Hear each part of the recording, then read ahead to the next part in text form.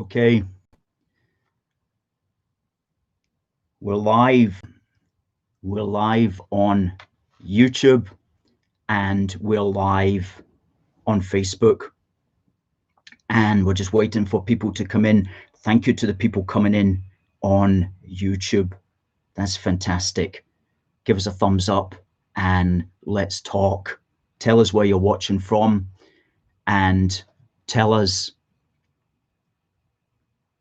who you are. Elizabeth says, good morning. Good morning to you, Elizabeth. Glad to have you. Glad to have you watching. Glad to see that thumbs up and the heart message coming in there. Good to see the folk on Facebook. Tell us where you're watching from. We'll give you a shout out. Richard's watching from Perth. Always good to see you in here, Richard. Let's have a conversation today.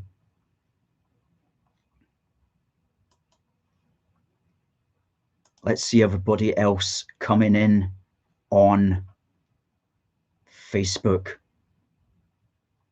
Wonderful. Wonderful. Bill says hi from Dundee. Paul says that looks like news that I haven't heard of, Paul. Elizabeth says hi from Bournemouth, and George says hi. Mays, hi from Fife. Now, Doug says kids are passing out in school from the mask. Got a video from America. Ali says hi from Inverness. George, shout out from King Billy Road. And Marjorie from the Isle of Arran. Stewart's from Pennycook. Fantastic to see you all. Tommy from Loyal Coat Bridge. And Tricia says hello from North Lanarkshire. And Kaz from Northants. Lovely, we've got family down in that area of the country as well. Rob says keep up the good work. We certainly will. And okay, we'll get to that news, Paul. That's news to us. John says hi from Cumbernauld, and Jackie from Dalkeith, and Michael from Manchester, and Kath from Glasgow, and all coming in there. Thomas says God bless you all. And Sean, can't wait to hear from you. Can't wait to hear your updates. A Welshman from East Kilbride, long live the Union. Lillian from Kidderminster. And I know Bromsgrove quite well. I think that's in the approximate area. And Anna says hello from Falkirk, and Tony from Norfolk, and Anne from Glasgow. Folks, let's begin. Let's begin here on both our YouTube camera and our Facebook camera. Folks, it's Saturday, it's Scotland, and it's 1 p.m. That means we're back in original form, the legible, credible, inevitable storm, which is A Force for Good, coming to you live from our nerve centre here in the great British city of Glasgow, with me, your host, Alistair McConnachie. And this is going to be an exciting week and an important week in world history, because of course we've got the US presidential election on Tuesday. So I'd like to know what you think of that. Who do you think is going to win? What do you think will be the consequences for us? Send in your thoughts about that and we'll speak about that later. We'll be on our Facebook camera for the first 20-25 minutes, and then we'll be switching over exclusively to YouTube, and we'll put up the link there for the people who want to keep watching on YouTube. And please do keep watching on YouTube, because we need to get our hours watched up there, and we need to get our subscribers up there. We need to get 1,000 before the end of the year. We should have far more than that already. We should have far more than that, but we need to at least get to 1,000 in order that we can then start to take advantage of many of YouTube's opportunities that they give to people who have at least 1,000 subscribers, including monetization and things that will actually help our campaigning. So Donna says hi from Aberdeenshire. Diana, hi from Aberdeenshire. And Jenny says hello. Alan says if Trump doesn't win, every country will fall to communism. How are we on YouTube? Jonathan Yes, I have just been informed there, Jonathan, that sadly a great Scotsman and Briton, Sean Connery, has passed away just very recently, just this morning. So that's sad. God rest his soul. We loved his films very much. Derek says, have a great day from Perth. And Dorothea from Tyrone in Northern Ireland. Glad to see you again this week, Dorothea. And Paul from the great British county of Yorkshire. Well, Yorkshire is plain speaking, and there was a plain speaking woman got on the news from Yorkshire this week. Her name was Maureen Ames, and as it happens, she's 83 today. So happy birthday, Maureen Ames. And she was the lady who was interviewed by BBC, and she was talking about COVID, and she says, quote, "I think it's all ridiculous. We should never have been in lockdown. All the people that are vulnerable should have been helped and kept safe. I'm 83. I don't give a sod. I look at it this way. I've not got all that many years left of me, and I'm not going to be fastened in a house when the government has got it all wrong." Well, that was Maureen Ames, who went viral. Millions of people saw that, especially on the internet. And she's 83 today, October the 31st. So happy birthday, Maureen. A voice, a blast of common sense from the great British county of Yorkshire, as Paul quite correctly describes it. And Paul mentions the problem with hate speech. We'll get on to the problem of the anti-free speech law later in the programme, Paul. Thomas says hi. Jonathan says, numbers have not been great for Trump, but people do not tell the truth in the polls. That's absolutely so, especially when there may be threats against them. People will be honest in the privacy of the polling booth. And Dorothea says, such sad news about Sean Connery. Well, I'm told he was 90 years old, so he had a good run, didn't he? He had a good run. Good old Sean. So yeah, talking about the COVID carry-on pantomime, as we have named it, the headlines on the news this morning, especially in the newspapers, were just, the kind of ridiculous, really. Unfortunately, the Scotsman newspaper is reporting that the education secretary here in Scotland, Slender Man Swinney, is going to enforce the compulsory mask wearing for older children, whatever that means, in schools. Well, that's very sad, and that's just Slender Man Swinney scaring the children on Halloween. And adults shouldn't behave like that towards children. They really shouldn't, especially when they should know better. And so Slender Man Swinney doesn't seem to understand. Slender Man, by the way, is an American Gothic horror character who looks a lot like a certain education secretary. Now, Slender Man Swinney scaring the children. Masks, of course, don't work. As we always say, the reason that surgeons wear a mask is so that they do not physically splutter particles of phlegm into open wounds. That's why surgeons wear masks. It's not to stop viruses. Masks stop viruses in the same way that underpants stop farts, to be crude about it. In other words, they don't. What they do is ensure that you breathe in your own CO2, which is not good for you.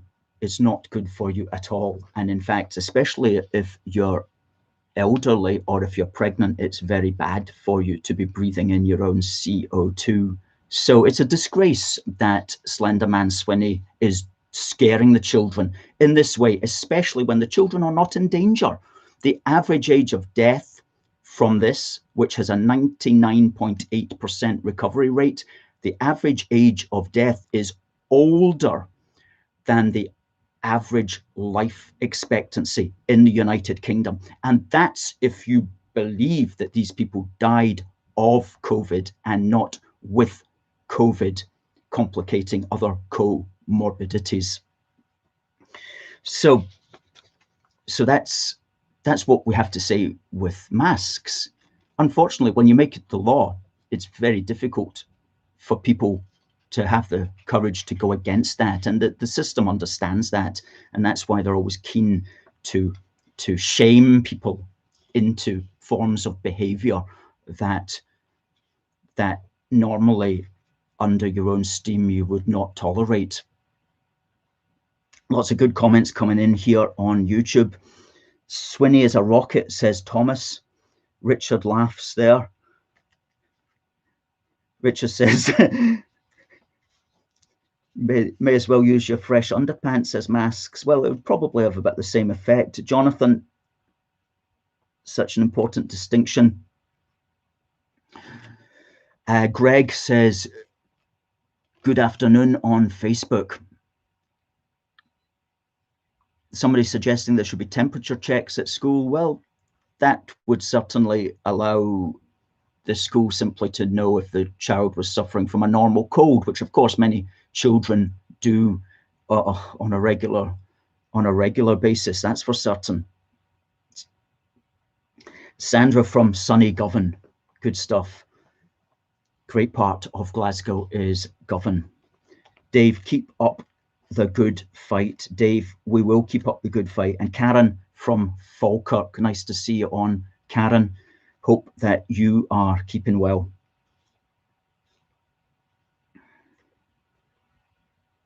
And Paul from Renfrew John says, keep up the fantastic work. Well, let's continue to do that with your help.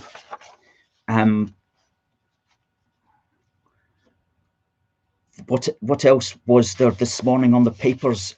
I had it noted down here. Yeah, obviously the Times newspaper is saying that England is heading for a complete lockdown prior to Christmas, probably ending on the 1st of December. No doubt we'll hear about that very shortly. But this is, while we don't agree with lockdowns in the first place, this is going to raise a very interesting point of contention, it might be said, because, and I'm grateful for somebody pointing this out to me this morning, if England goes into full lockdown, then Rishi is going to make furlough payments to the businesses and the people who have been deliberately put out of work. And that will help to an extent. However, here in Scotland, if we remain stuck in Nicola Sturgeon's complicated 5-tier tragedy in a sort of halfway house, that means that with different parts of us all stuck in different ways and with businesses not able to make money properly, they're all going to suffer, yet they will not be eligible for any furlough payments. So many of them would rather probably have been locked down entirely so they could at least get a furlough payment. So this just shows again the complications of devolving the crisis, something that was never going to end well, which 31 weeks ago, when we started this program, we pointed out this is not going to end well. It's only going to compound the crisis.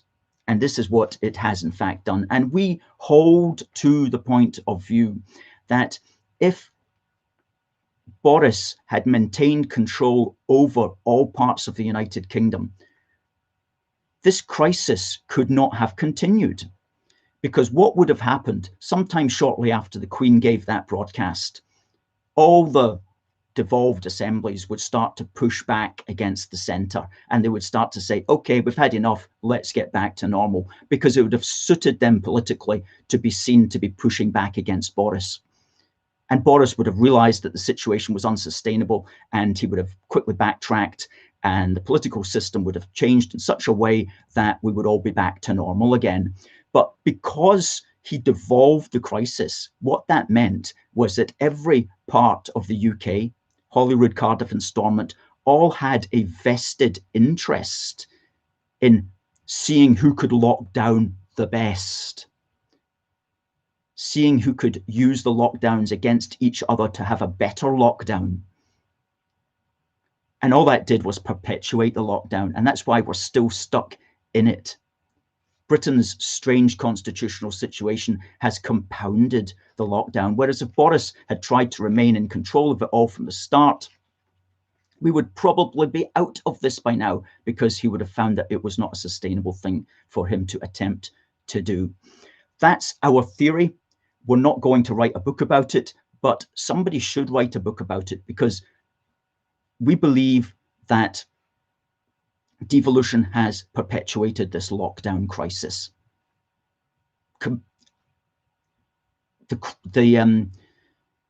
Devolving the crisis has simply compounded it. And other news, of course, in the Daily Mail today, singing is going to be banned at remembrance services, as it's banned also in churches as well. And that seems to us absolutely crazy, indeed almost evil, because singing is important for the heart. It gives the heart hope. That's the point why you sing in church. So to actually ban singing in churches, I'm surprised that the religious organizations have not pushed back against that. I'm disappointed that they've not pushed back against that, because they really should. They really should. So what's the explanation for all of this? Get to that in a moment. Anthony says, hello from Brighton in England. I hope it's a nice sunny day down in Brighton. And hello from Ochtar Ardar. Hello from Ochtar Ardar, says Scott. Rich says, all the best to my fellow countrymen and women from all over the UK and overseas. Amen to that. Malcolm says, you do a fantastic job. Together we will defeat the virus. That is the SNP. Yes, we will, and we must do that, because the future of all the United Kingdom depends upon it. More about that later in the programme.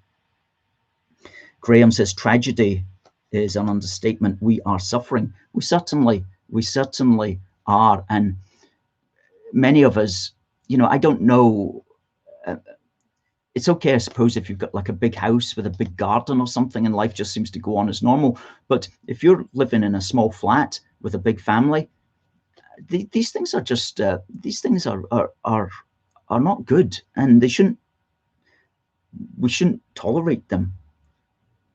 Chick says, does the common cold or flu not exist anymore? Everything seems to be called COVID. I think that's basically how they're playing it. Marks from Sheffield says, united we stand. Absolutely. United we stand, divided we fall. And here in A Force for Good offices is where we're British, we love the UK, and we want us to stay together. And we will do everything that we can in our power to keep us together. Dorothea says, I do think, Alistair, that the UK would be in a much better place if we had a whole UK approach to the pandemic. I agree with you, Dorothea. Mr. Galaxy Man 57 says that a child has passed out in school from wearing a mask. Well, I'm sure that's the case. I'm amazed that more children have not passed out from doing that.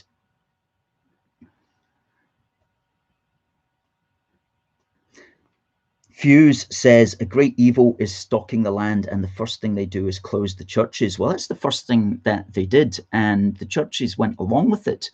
Maybe they felt they were in a bind that they couldn't stand out against it for some reason. But when people need hope, they often turn to the churches, and they certainly didn't get that hope, certainly in the first few weeks of the pandemic, so-called scamdemic, probably more like. Anyway, what is the reason for this? Why are the politicians doubling down in this way? And you know, the Daily Telegraph has been very good on this. It's given up on it. Well, it is promoting articles against COVID lockdowns more than any other newspaper that I have noticed. And somebody wrote here, why are we playing this ruinous game with our lives? Annabelle Fennick Elliott on the 24th of October, and she wrote some quite wise words. She said, good old-fashioned peer pressure seems to play a big part, and we shouldn't discount the extent to which peer pressure does force many of us to go along with things in all parts of our life, whether we want to or not, and very often against our better judgment. She says, Boris initially stood firm on refusing to join the rest of Europe's unprecedented and untested lockdown hypothesis, but ultimately he fell.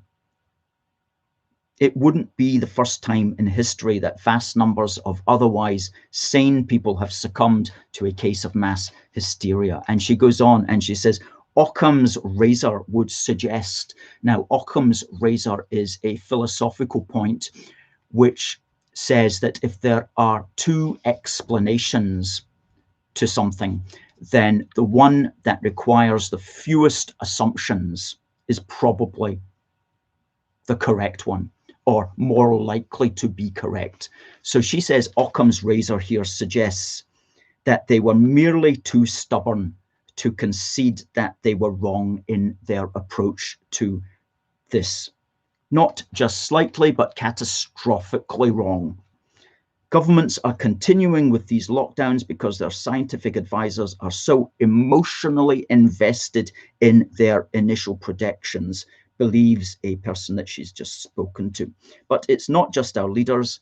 The prospect for most citizens that we've wasted nearly a year of our lives for no good reason is just too bitter a pill to swallow.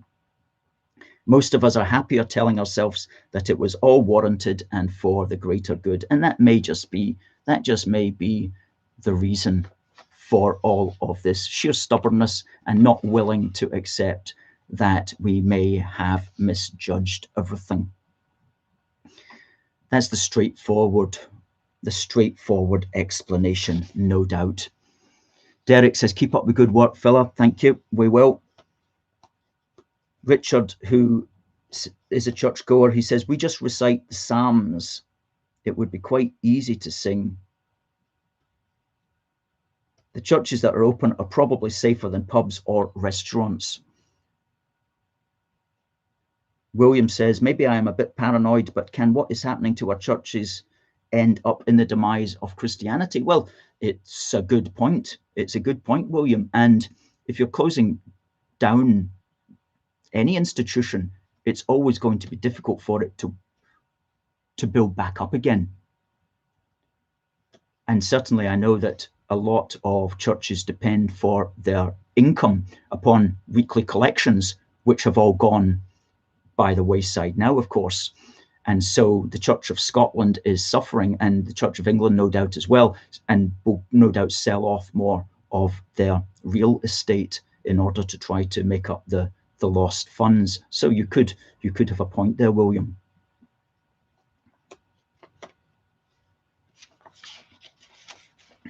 Well, we're going to go on and talk briefly about the American election. We cannot avoid talking about the American election. Goodness me, one of the most important elections in our lifetimes, an election that is going to determine the future of not just America, but the Western world, because the two options that are available are so distinctively different. So we're going to talk about that on our YouTube channel, folks. If you're watching on Facebook, please come over. We'll just put up the link there. We'll put the link to our YouTube broadcast under some of the comments as well. And just come on over and watch us, please, on YouTube, where we're just continuing, and we'll be continuing for the next half hour or so on these matters. We're also going to talk about Humza's hate bill, his anti-free speech law, and how he wants to police your dinner table at Christmas. And we'll also, of course, be speaking about how to keep the union together.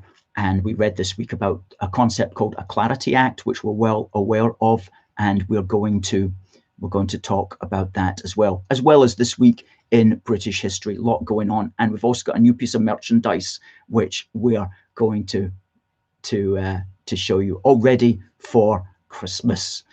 Okay, so please come over and see us on our YouTube broadcast, and we'll put the link up there. Just click on it and come through, because we need the hours up on YouTube and we need the subscribers on YouTube. Okay, folks, take care. See you on YouTube.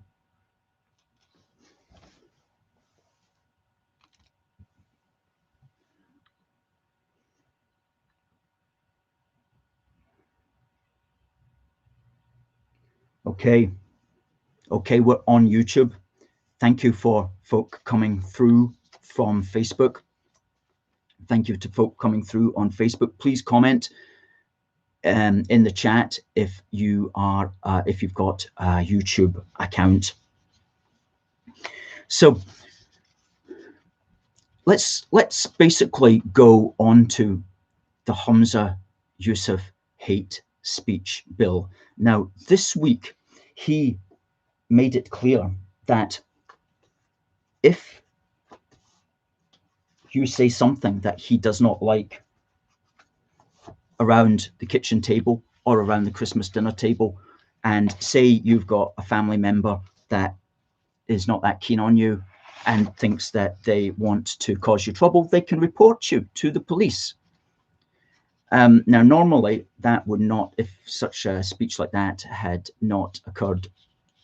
occurred in the home, there's a domestic defense. You don't have to, you're not going to be prosecuted for it. However, what Humza, the so-called Justice Secretary, wants to do is literally to prosecute you for for saying a few words around your dinner table. So that is an unprecedented invasion of Britain's right to the privacy of his or her own home. They used to say a Britain's home is his castle. Well, it doesn't appear so in Scotland if Humza Yousaf and the SNP get their way. Now, this has to get thrown out. There is no question this has to get thrown out, because if this came in, then, you know, this would actually be worse than in Russia. There would be more free speech in Russia than there would be in Scotland if Yousaf's bill came in. So we have to appeal to all of the MSPs in the Labour and Lib Dem camps, as well as the Tories, to vote against it and to argue strongly to get this out of the bill. To get it out of the bill. In fact, the whole bill actually should be ditched. But politically, of course, we know that's a big ask.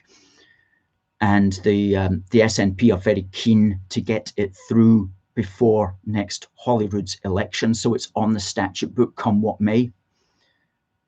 But really, there's so much of that bill just needs to be swept away. And we have hope that so much of it will be swept away. Not just this idea of the dinner table convictions, but also other things such as protected characteristics. Now, a protected characteristic is they list them all. We're not going to list them all, but if you fall into one of those categories, and if somebody says something against you, then the penalty is harsher because it was you that they said it against. And this is absolutely crazy, because it's saying that some people's opinions and sensitivities and rights are more protected than others. And the idea of protected characteristics came in with a Westminster Act. Now, I'll need to check up on the dates of that, but they want to bring it in Scotland for this matter. And very few people have the nerve these days to argue against protected characteristics, to say that it's an unlawful and an illegitimate legal form. Very few people will do that now. It's one of these things that has become sort of established with time, but it still is wrong. Just as it was wrong, I think it was in the 80s, it's wrong today. And very few people say that. We say it. We said it in our submission to the Justice so-called Committee's research on the matter, and we'll put that up. We wrote it in an article, Free Speech for Scots. That's up on our website. We'll put that up there in the link. we said that protected characteristics was completely a wrong legal concept. Somebody else has also said that. We're pleased to see an academic called Carlton Brick has written an article on this as well, which we'll also put it up. And he sums it up very well. He says, by introducing so-called protected characteristics, the Scottish administration plans to allow the courts to punish alleged hate crimes more severely than other offences. Their argument that offences committed against victims who identify with these characteristics should be punished much more severely than an offence committed against someone who does not have them threatens to undermine the right of citizens to be treated equally before the law. Amen to that. Amen to that. It's an absurd legal concept, and it needs to get in the bin. And who among us will say that politically? That's the question. And when you find the answer, please tell us. Christopher says protected characteristics are simply arbitrary. Basically, that's correct.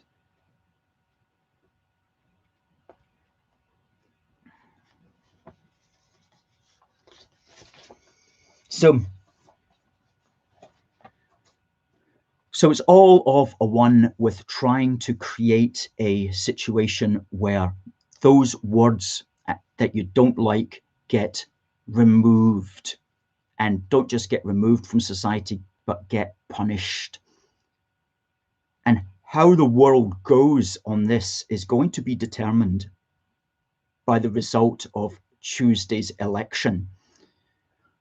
Because if Trump is elected, Trump will move to stop the social media companies arbitrarily banning people. There will be changes coming along that will make the social media companies a lot less likely to ban people on these sorts of grounds. If Biden wins, he will give the green light to these social media companies to continue to censor and to continue to suppress what they don't like. And there's no question that's the way that it's going to go. Now, for 4 years, Trump and we here in the UK dropped the ball on this. But recent events have shown that the time for change is now. As many of you know, we at A Force for Good had the world's leading pro-unionist Twitter account, over 30,000 followers, and we were arbitrarily removed.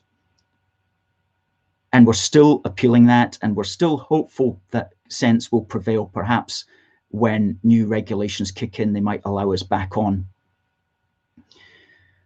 But we know what it's like to suffer from that. So we can't get onto Twitter anymore. So just having said that, if you're on Twitter, please do share the link to our videos on there. Please do share the link to our articles on Twitter, because we used to be able to reach millions a year, at least 1 million a month. And now we can't reach anybody. So if you can help us on Twitter, please, we'd be very grateful if you could do so. And another point that occurred to us, you know, the Scottish newspapers, the Herald and the Scotsman, they will very often put out tweets on interesting matters that we at Force for Good found interesting. And we would retweet the Herald or the Scotsman. And we would be the only people retweeting their article. So the Herald would put it out, their tweet would fall flat. We would be the one person that retweeted it, and it would go out and it would suddenly take off. So really the Herald and the Scotsman should be fighting our corner, because we were a hub that pushed their articles. If their articles were pro-union, we would push it out. It would get seen. If it was something tangentially related to the union, we would push it out. It would get seen. If we didn't do it for them, nobody would retweet their stuff. And I was looking at just on Twitter yesterday at this, like a lot of the articles from the Herald and Scotsman that we would have retweeted, they have no retweets. But I know if A Force for Good had still been on Twitter, We would have clicked that button, it would have gone out, and it would have been seen by thousands of people, thousands of our followers.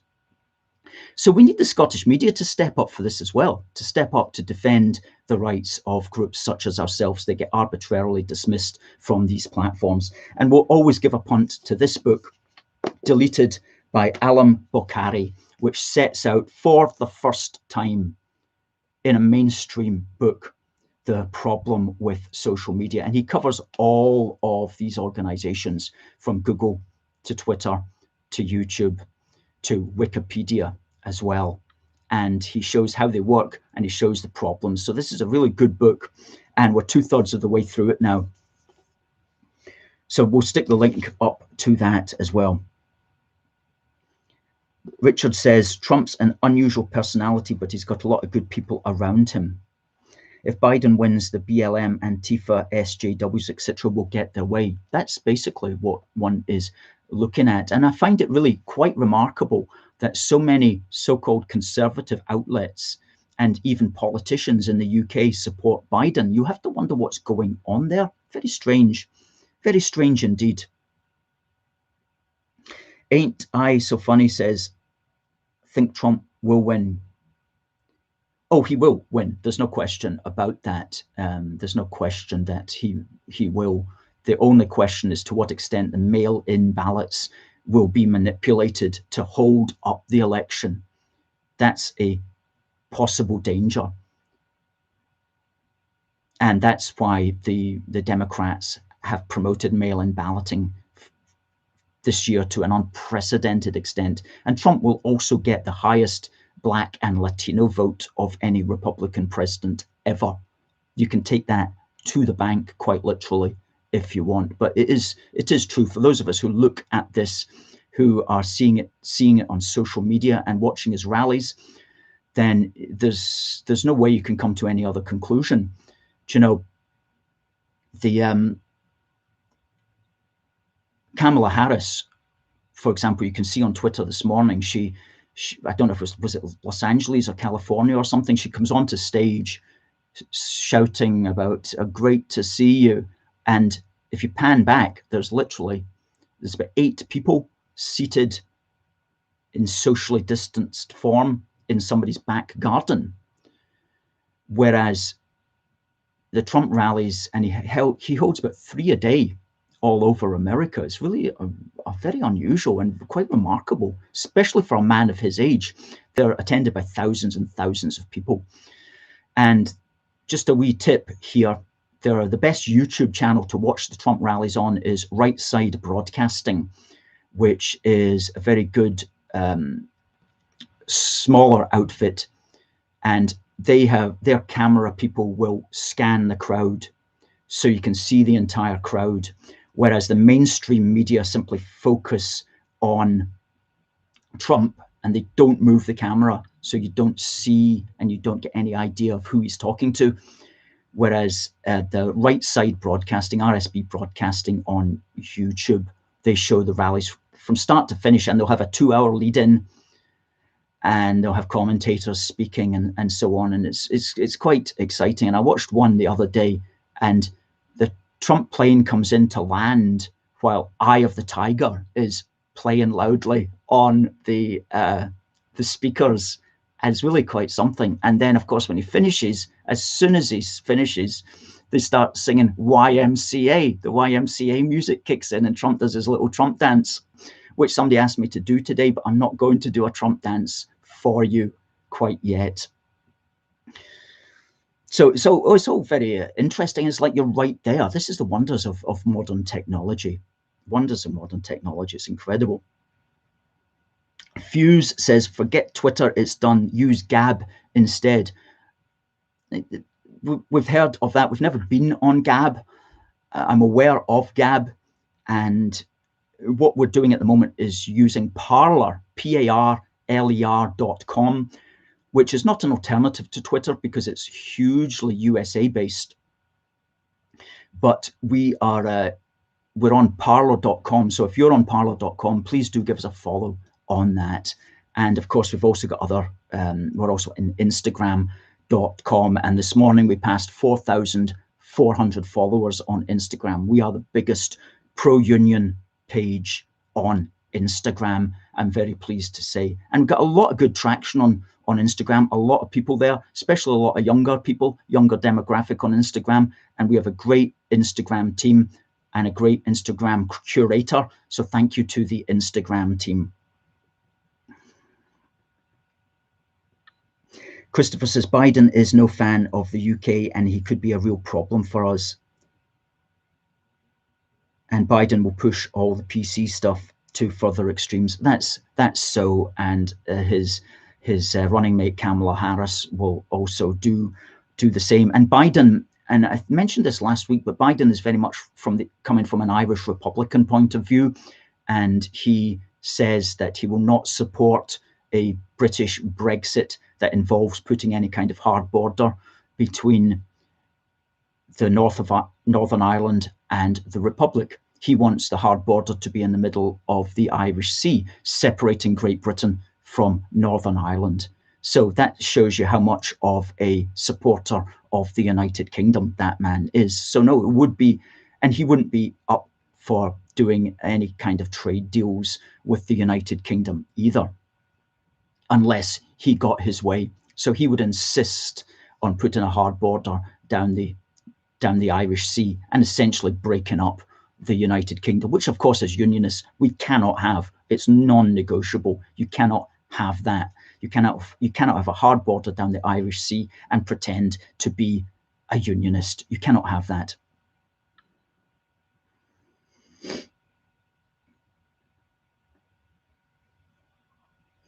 Richard says, how do we get our emojis onto the YouTube live chat? I'm not sure how to do that, Richard. If anybody knows how you put emojis onto YouTube live chat, please put a message there to help Richard out. Jonathan says, what we know that the EU has been trying to make Northern Ireland the price of Brexit. James has got an emoji up there, so it must be able to be done, Richard. If James, can you tell Richard how you managed to put up your emoji of somebody waving at us, please? Thanks. So yeah, now I was going to be speaking about the Clarity Act, or the concept of a Clarity Act. That's quite a big concept, so I'm not going to go there. But what I'm going to do instead, in the time that we have remaining, is just quickly mention something here, that a letter that I saw in the Daily Telegraph. Now, this letter in the Daily Telegraph of the 23rd of October was from somebody in Hampshire, and they were saying that,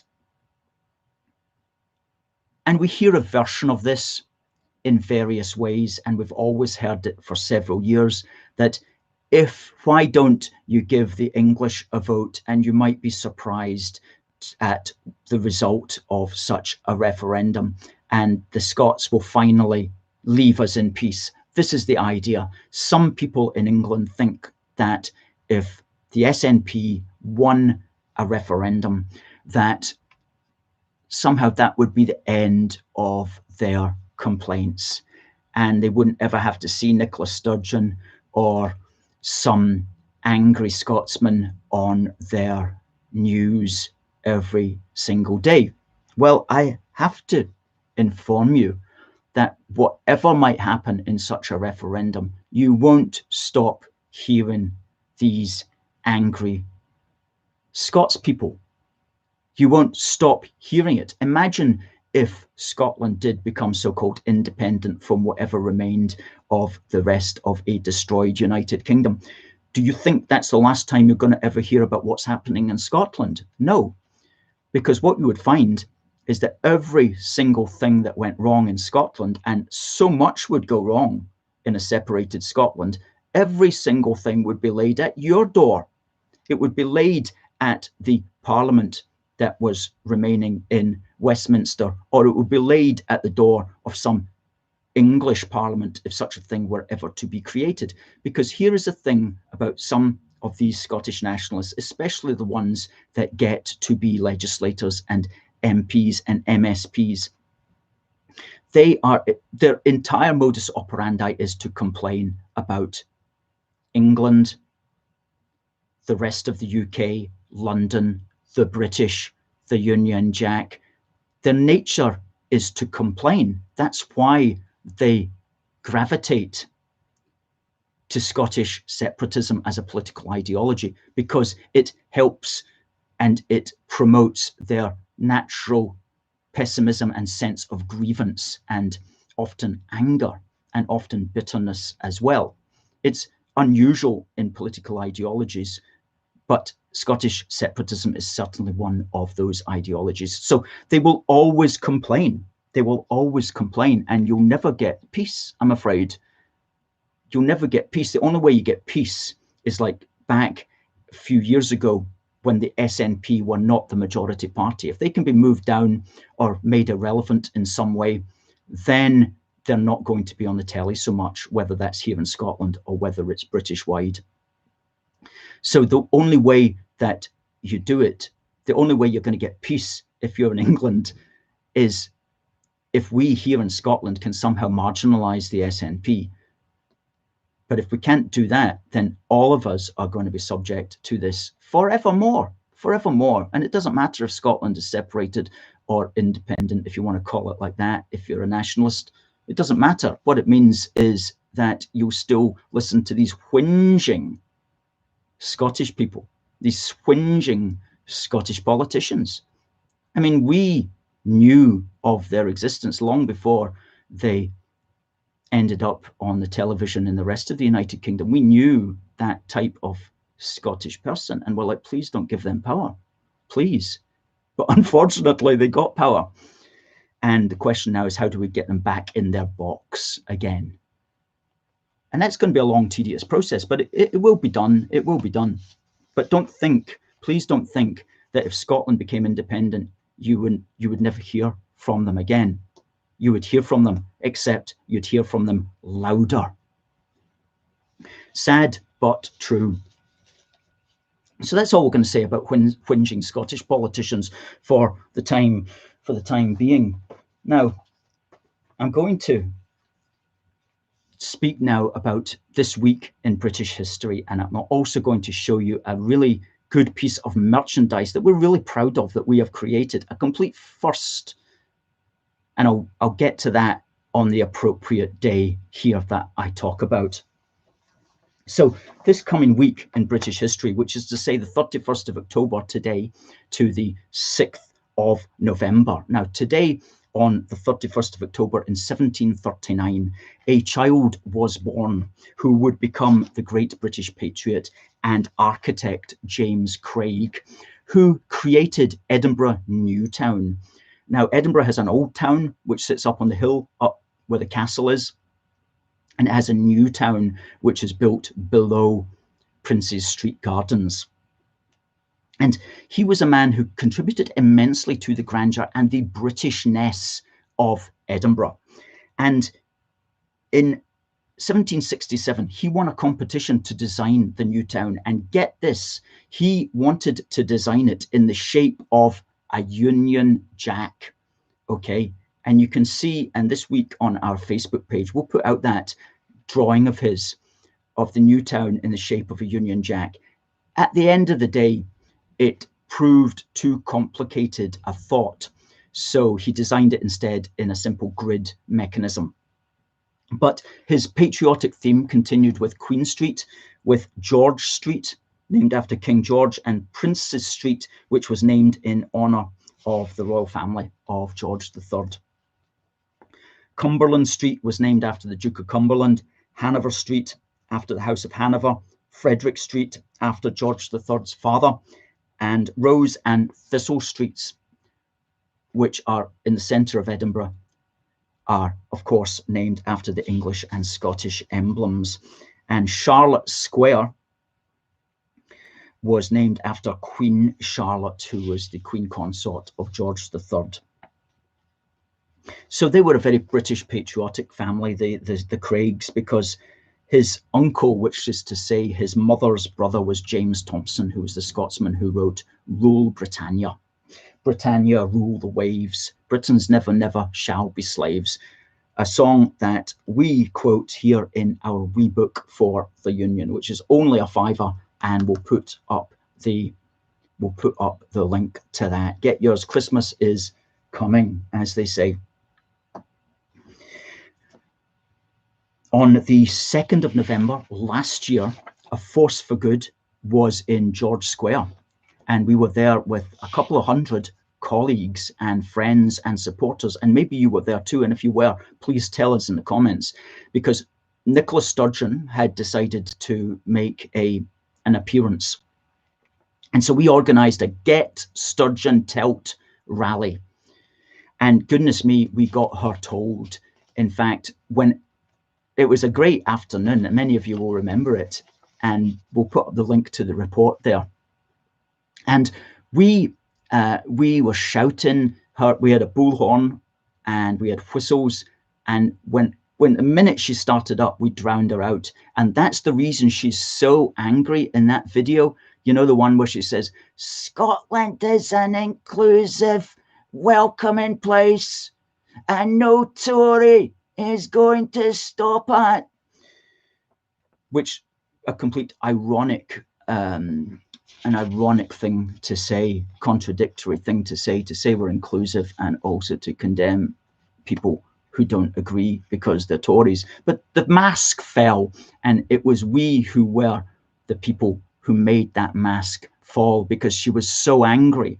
She was so angry that we were there. And that was some day, because the police, we always work closely, of course, in our work with the police, and the police had cornered every avenue into George Square, police everywhere, vans stopping cars.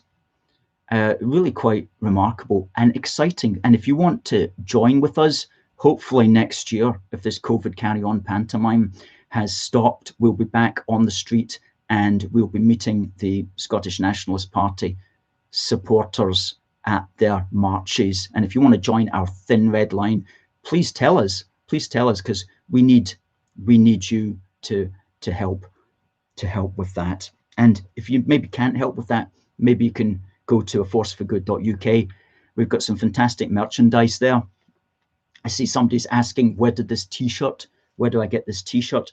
Well, we've got this t-shirt and other t-shirts. Some say Scottish and British, and we've got a saltire here and a Union Jack here. English and British, British Ulster, Welsh and British with a Union Jack and a dragon.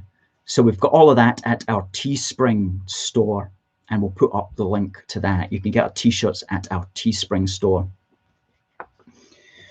So that was the Sturgeon rally, and the Daily Express did a report on that, and they said that we humiliated Sturgeon, which was absolutely correct. We did. Unfortunately, a particular MSP complained about that and got the Daily Express to remove the article in its entirety, even though it was trending at #1. So you can't find that article on the website anymore unless you use the Wayback Machine. So we'll put up the link to the Wayback Machine's article, which is the trending article that the Daily Express put out on the 3rd of November, which trended worldwide at #1 on the Daily Express site, but which got removed because the SNP complained about it. Think about that. And also think about the power that A Force for Good. Think about how we scared the powers that be as well. So we're really good value for money, A Force for Good. We really are fantastic value for money. What we and our fantastic activists get up to. We really are, you know. And we have a niche that nobody else can fill. There's other good groups out there, but we have got this street campaigning niche that none of the other groups can fill. So if you support that, then buy some of our merchandise. We've got this fantastic wee badge here, and we've got this badge here, which is the King James VI Union Jack. We'll put up the links to those as well. On the 5th of November, people think of Guy Fawkes Day. That's certainly true, when Guy Fawkes wanted to destroy James VI again, but was foiled. However, another important thing happened on the 5th of November in 1688. And I don't need to tell many of you that that was when Prince William of Orange landed at Brixham in Devon and brought with him 11,000 soldiers and 4,000 horses. And within a month, he had arrived in London, and James VII had fled to France. And that's what's known as the Glorious Revolution. And it brought in what we understand today as our constitutional monarchy. And William and Mary have been our only joint monarchs, the only king and queen together. It's usually a queen with a king consort or a king with a queen consort. But today, back then, it was William and Mary, joint monarchs. And that brings us to our piece of new merchandise, which we've got, which is a Christmas card, which says, "Wishing you a glorious British Christmas." And what we've got here is Queen Mary and King William, and then in chronological order, with the dates marked, all the kings and queens right up until Queen Elizabeth today. Wishing you a glorious British Christmas. And on the back, we have our British monarchs since the glorious revolution of William and Mary. God save the Queen. Affg.uk. Now we'll put up the link to that. We're now selling these in our shop, and they are £4 for 5 cards. Now they're blank inside for your own message, and £4 includes post and packing. Please note though, we're not selling them with envelopes. Now these are A5 in size, so you'd need an A5 envelope. But this in itself is an educational little tool in itself. I mean, this would look great forever. Just, you can look back on this and say, who was the king then? Who was the queen then? And it's all just laid there in chronological order. It's really, really attractive little thing. Now, here's a gift for our Union supporters. Now, if you're a Union supporter, which means that you're donating to us monthly, then you can have these for free. Okay, you can have a pack for free. So if you're a Union supporter donating upwards of a £5 a month or whatever you're donating, then please just drop us an email, tell us your name, and we'll send a pack of these, a pack of 5 to you free of charge if you're a Union supporter. If you're not a Union supporter, please go to aforceforgood.uk/union-supporters, where if you want, you can become a monthly donor. But for now, Union supporters can request a pack free. That's our gift to you to thank you. If you're not a Union supporter, it's £4 for a pack of 5.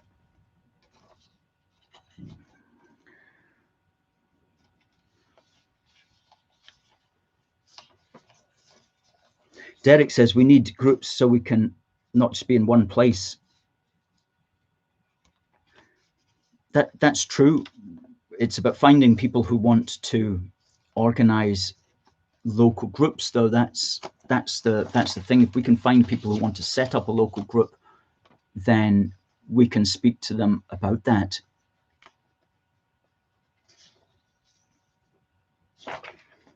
And also on the 5th of November in 1603, Sir Arthur Chichester was granted for services to the crown the castle of something called Belfast and associated lands, which he began to establish as the town and city of Belfast. That was on the 5th of November as well, and that was back in 1603. So come home to Belfast town, as the song says. Thomas has said he's just ordered his. Fantastic, Thomas. Fantastic. Well, please spread the word. If you think that there's people who would like our wishing you a glorious British Christmas cards, please tell us. If you'd like a big number of these, contact us and we might be able to do a deal for you. And when I say big number, I mean like 50 or whatever. Please ask us. But otherwise, 5 for £4, including postage and packing. Envelopes not included, and blank inside. Okay, folks, covered a lot today. Lots of stuff we could have covered. There's a day coming up when we will have the opportunity to cover as much as we want, but we're keeping that day quiet for the moment. But next month, we'll tell you all about a broadcasting plan that we have got in the works. Very exciting. I'll speak to you about that at a later date. For the moment, I just want to say thank you to everybody who's been watching on YouTube. Thank you to those also who were watching earlier on Facebook. I hope many of you came over. And we'll be here next Saturday, same time. Please do tune in. If you haven't subscribed to us, please do subscribe. If it asks you to create a Google account, you may have to create a Google account before you can actually sign up. But please do hit that red button to subscribe if you can, and please hit the bell for notifications and give us a thumbs up as well.